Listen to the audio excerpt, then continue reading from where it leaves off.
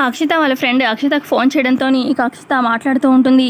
What, నా చరణ్ అలా ఎప్పటికీ చేయడు అని చెప్పి అక్షిత అంటూ ఉంటే, నేను చెప్పేదేంటే యూట్యూబ్లో ఆల్రెడీ వీడియో వైరల్ అయింది, కావాలంటే నువ్వే చూడు అండ్ ఫోన్ పెట్టేయడంతో వెంటనే వీడియో ఓపెన్ చేసి చూస్తూ ఉంటుంది అక్షిత తన ఫోన్లో. ఇక వీడియో చూస్తూ చాలా షాకింగ్గా ఇదేంటి అన్నట్టుగా చూస్తూ ఉంటుంది అక్షిత.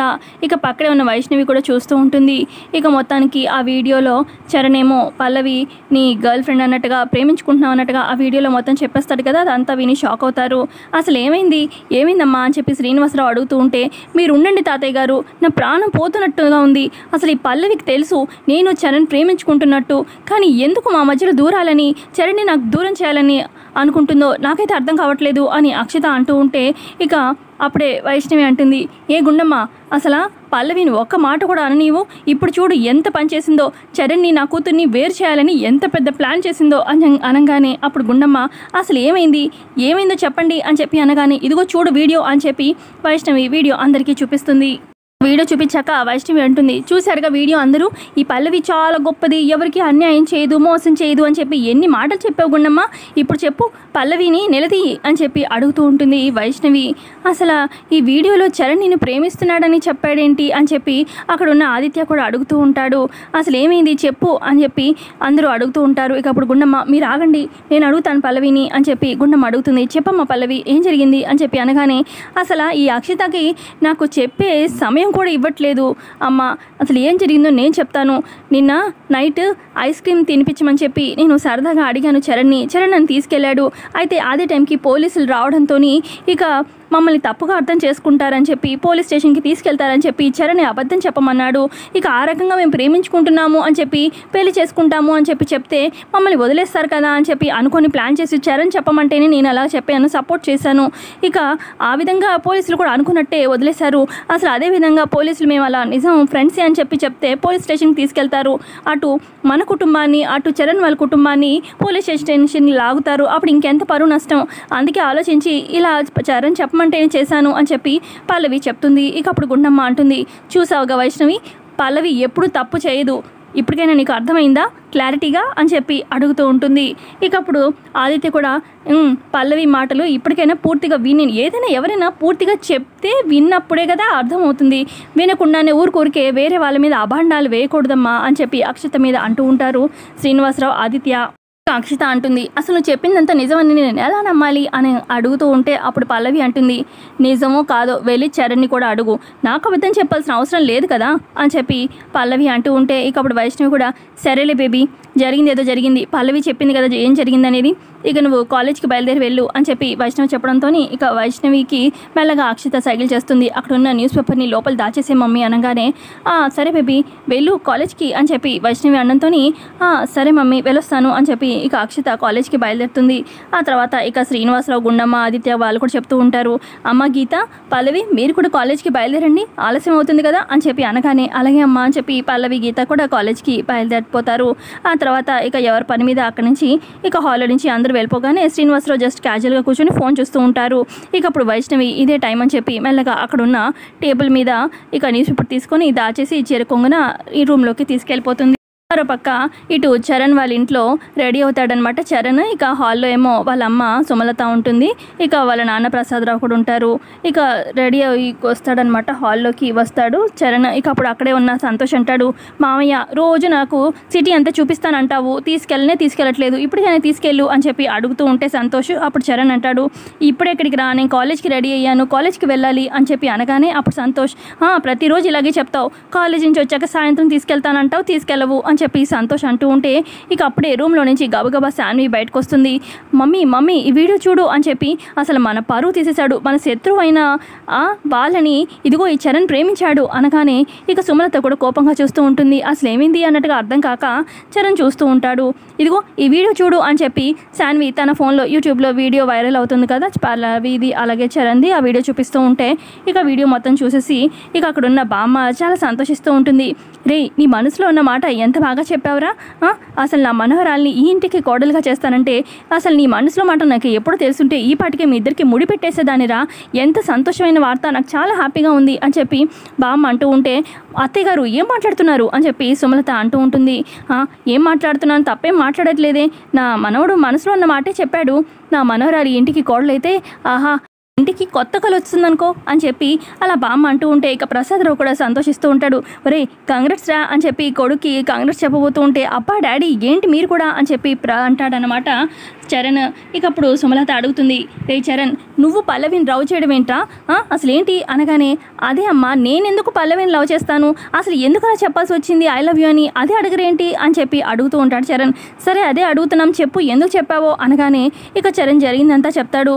అక్కడ పోలీసులు అనుకోకుండా వచ్చాడు, ఇక ఐస్ క్రీమ్ తిందామని వెళ్ళాము, అక్కడేమో ఏరియా బాగాలేదు, అది మేము గమనించుకోలేదు, ఇక పోలీసులు రావడంతో వాళ్ళ దగ్గర నుంచి తప్పించుకోవాలని చెప్పి తన లవర్ అని జస్ట్ అలా చెప్పాను, లేదంటే మన కుటుంబాన్ని వాళ్ళ కుటుంబాన్ని పోలీస్ స్టేషన్కి రమ్మంటారు, అప్పుడు ఇది ఇంకా పరువు నష్టం కదా, అందుకే అలా చెప్పాను, అంతేకాని నేనేమి ఆ పల్లవిని లవ్ చేయలేదు, ఆ పిల్లని నేనెందుకు లవ్ చేస్తాను, నేను లవ్ చేస్తున్న అక్షతని అని చెప్పి చరణ్ చెప్పేస్తాడు.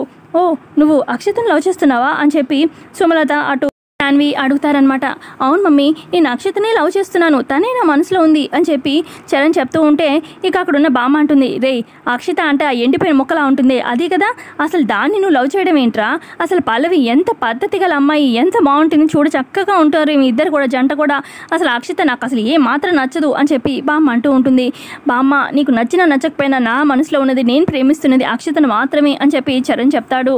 ఇక అప్పుడు సుమలత అంటుంది, సరే లేదా నువ్వు జరిగింది ఏంటనేది అక్కడ ఏంటనేది అర్థమైపోయిందిలే, నువ్వైతే పల్లవిని ప్రేమించట్లేదని మాకు అర్థమైంది, సరే కాలేజ్కి బయలుదేరు అని చెప్పి అంటూ ఉంటే ఇక అక్కడే ఉన్న సంతోష్ అంటాడు, మావయ్య నువ్వు ఇప్పుడు చెప్పింది నిజమా లేదంటే పోలీసుల దగ్గర చెప్పింది నిజమా అని చెప్పి అడుగుతూ ఉంటాడు డౌట్ పెడుతూ.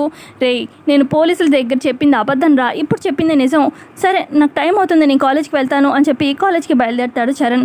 ఆ తర్వాత ఇటు శాన్వి తన రూమ్లోకి వెళ్ళిపోతుంది, ఇక సంతోష్ కూడా రూమ్లోకి వెళ్ళిపోతాడు, ఇక సుమలత కూడా కాలేజ్కి అని బయలుదేరుతుంది అనమాట. ఇక బామ్మ ఏమో బాధపడుతూ ఉంటుంది ప్రసాద్ దగ్గర, అసలు ఆ తదాస్తు దేవతలు మన చరణ్ ఐ లవ్ యూ అని పల్లవికి చెప్పినప్పుడే తదాస్తు అంటే వాళ్ళిద్దరికి చక్కగా ముడిపెట్టేవాళ్ళం కదా అని చెప్పి అసలు ఆ అక్షతని ప్రేమించడం ఏంటి నాకైతే అర్థం కావట్లేదు అని బామ్మ బాధపడుతూ ఉంటే అప్పుడు ప్రసాదరావు, ఖచ్చితంగా ఏదో ఒక దేవుడు తదాస్తు అనే ఉంటారులే అమ్మ, అయినా పెళ్లి దాకా ఇంకా ఏం వెళ్ళలేదు కదా, ఆ టైం వరకు ఏదైనా జరగచ్చు, నువ్వు కోరుకున్నట్టు నీ మనవరాలే ఇంటికి కోడలుగా రావచ్చు అని చెప్పి ప్రసాదరావు ధైర్యం చెప్తూ ఉంటారు బామ్మకి.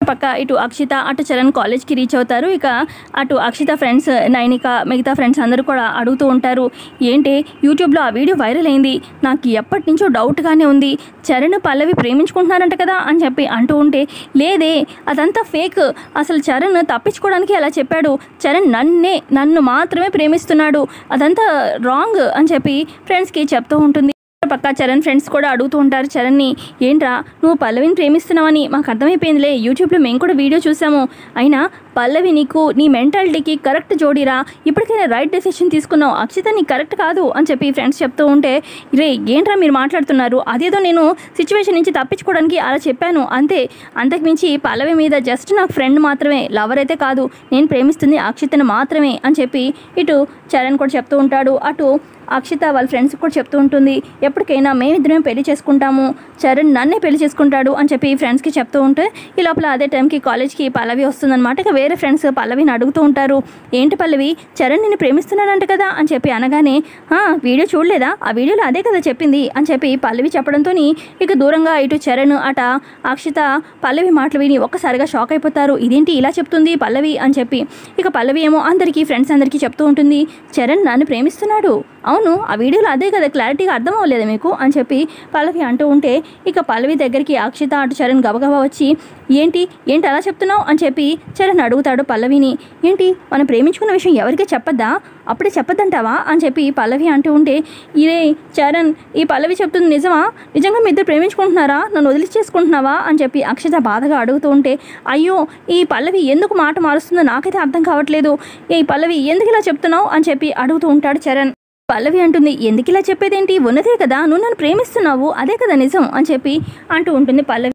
ఇక అక్షిత కోపంగా పక్కకు వచ్చి నించుంటుందన్నమాట. ఇక అక్షితని బుజ్జగించడానికి వస్తాడనమాట చరణ్. అబ్బా ప్లీజ్ ప్లీజ్ అక్షిత, పల్లవి కావాలని నన్ను ఇరికించడానికి అలా మాట్లాడింది. నాకు అసలు పల్లవి మీద ఎటువంటి ఫీలింగ్ లేదు. నీకు క్లియర్గా చెప్తున్నాను కదా, అక్కడ పోలీసుల నుంచి తప్పించుకోవడానికి మాత్రమే అలా చెప్పాను. నేను నిన్ను మాత్రమే ప్రేమిస్తున్నాను. ప్లీజ్ అర్థం చేసుకో, ఇప్పటికైనా కోపం తగ్గించుకో అని చెప్పి అంటూ ఉంటాడు. అక్షిత సరే అయితే నీ మాటలు నమ్ముతున్నాను, ఆ పల్లవి మనని విడదీయడానికి ఇదంతా చేస్తుంది అని చెప్పి అక్షిత కూడా అంటూ ఉంటే సరే సరే పద, క్లాస్కి టైం అవుతుంది, క్లాస్కి వెళ్దాము అని చెప్పి అక్షితతో అంటాడనమాట చరణ్. ఆ తర్వాత సుమలత కాలేజ్కి అని బయలుదేరుతుంది కదా. అయితే కార్లో ఫోన్ మాట్లాడుకుంటూ కార్ డ్రైవ్ చేస్తూ ఉంటుంది. ఇక రోడ్డు మీద ఒక కూరగాయలు అమ్ముకునే ఆవిడ మీద బుట్ట పెట్టుకొని కూరగాయలు అని చెప్పి అమ్ముకుంటూ వెళ్తూ ఉంటే ఇక ఇటు కారులో డ్రైవ్ చేస్తున్న సుమలత ఫోన్ మాట్లాడుకుంటూ ఆ కూరగాయలు అమ్మే ఆవిడకి డాష్ ఇచ్చి కారు కూడా ఆపకుండా ఏమో లేదులే అని చెప్పి కార్ డ్రైవ్ చేసుకుంటూ వెళ్తూ ఉంటుంది. ఇక కింద పడిన ఆవిడని ఇంకొక నలుగురు వేరే వారు వచ్చి లేపుతూ ఉంటారు. ఇక అప్పుడే గుండమ్మ కూడా వచ్చి ఇక ఆ కూరగాయలు అమ్ముకునే ఆవిడని లేపుతూ డెంచో పెడుతుందనమాట. చూడండమ్మా, అసలు కారు ఉందన్న అహంకారంతో, డబ్బు ఉందన్న అహంకారంతో నన్ను గుద్దేసి కారు కూడా ఆపకుండా వెళ్ళిపోతుంది ఆమెడో అని చెప్పి అంటూ ఉంటారు చుట్టుపక్కన చేరిన జనాలు. ఇక గుండమ్మ ఎలాగైనా కారులో ఉన్న ఆవిడని ఆపాలి అని చెప్పి అక్కడ ఒక గుణపం ఉంటే ఆ గుణపాన్ని ఈసురుతుందనమాట గుండమ్మ. ఇక గుణపం వెళ్ళి కరెక్ట్గా సుమలత డ్రైవ్ చేస్తూ అలా వెళ్తూ ఉంటుంది కదా కార్కి. ఇక కారు ముందు వెళ్ళి గుణపం గుచ్చుకుంటుంది రోడ్డుకి. ఇక కారు ఒక్కసారిగా స్టాప్ చేస్తుంది. కారు దిగి అసలు ఎవరు గుణపాన్ని ఇసిరింది అని చెప్పి సుమలత కారు దిగి గట్టిగా అరుస్తూ ఉంటే ఇటు కూరగాయలు అమ్ముకునే ఆవిడ అలాగే ఇటు గుండమ్మ మిగతా వేరే జనాలు కూడా వస్తారనమాట. సుమలతకి నేనే గుణపాన్ని ఇసిరాను అని చెప్పి గుండమ్మ చెప్తుంది.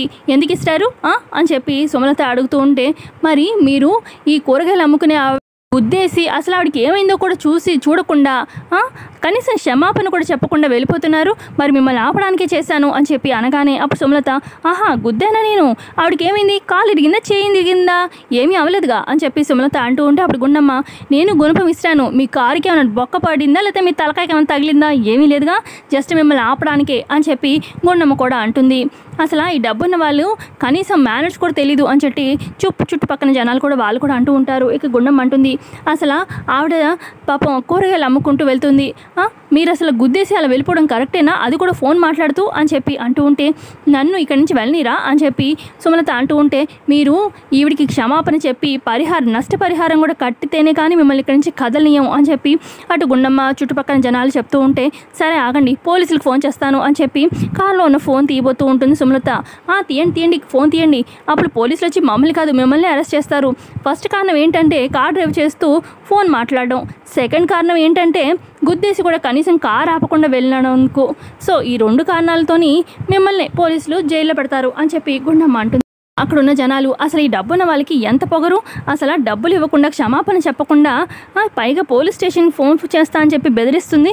అసలు వీళ్ళకి మంచిగా చెప్తే కాదు 4 పీకాల్సిందే అని చెప్పి అక్కడ జనాలు ఎగబడుతూ ఉంటే ఆగండి నేను మాట్లాడుతున్నాను కదా అని చెప్పి గుండమ్మ మర్యాదగా కారులో నుంచి డబ్బు తీసి ఈవిడికి ఇవ్వండి అని చెప్పి అన్నంతో ఇక చేసేదేం లేక సుమలత కారులో నుంచి డబ్బు తీసి ఇక కూరగాయలు ఆవిడ చేతిలో పెట్టి వెళ్ళబోతూ ఉంటే ఏంటి డబ్బులు ఇచ్చేసి వెళ్ళిపోతున్నారు, క్షమాపణ ఎవరు చెప్తారు అని చెప్పి అడుగుతూ ఉంటుంది గుండమ్మ. సుమలత గుండమ్మ వైపు చాలా కోపంగా చూస్తూ ఉంటుంది. ఇక ఎపిసోడ్ అక్కడికి ఎండ్ అవుతుంది. ఇంతేంటి ఎపిసోడ్లో చూపించింది, మరి కమింగ్ ఎపిసోడ్లో ఏం జరగబోతుంది, మరి ఈ రకంగా పల్లవికి ఇటు గుండమ్మకి ఇద్దరు రైవల్స్ అయిపోయారు సుమలతకి. మరి పల్లవి ఎలా సుమలత ఇంటికి కోడలుగా వెళ్ళబోతుంది ఏంటి అనేది కమింగ్ రానున్న ఎపిసోడ్స్లో తెలుసుకుందాము. వీడియో కనుక నచ్చితే ఖచ్చితంగా లైక్ చేయండి. థ్యాంక్స్.